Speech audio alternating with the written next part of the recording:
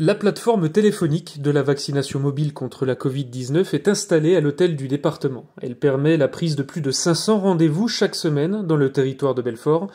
Pour faire vivre cette plateforme, le département a choisi de recruter depuis début mai des personnes en recherche d'emploi, essentiellement des bénéficiaires du revenu de solidarité active, comme l'explique le président du conseil départemental du territoire de Belfort.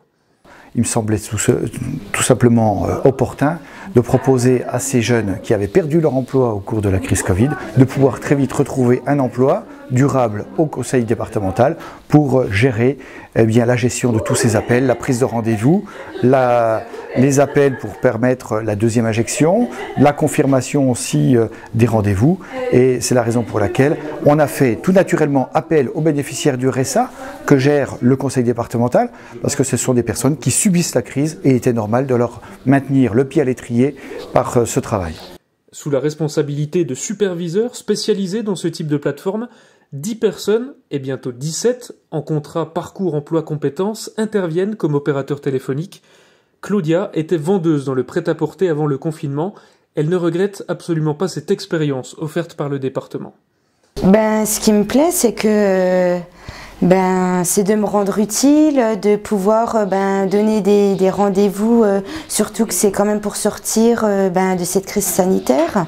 Donc je me sens utile de pouvoir rendre satisfaits les citoyens de Belfort.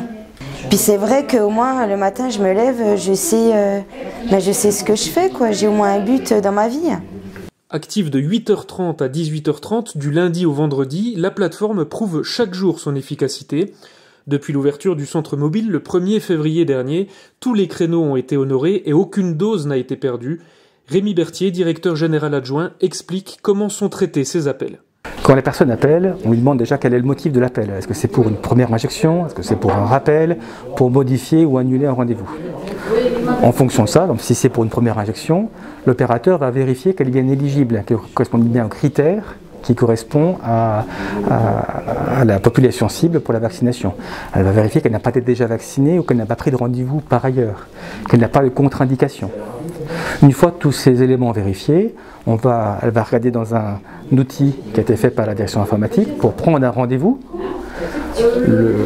pour un centre de vaccination, un jour donné, une heure donnée.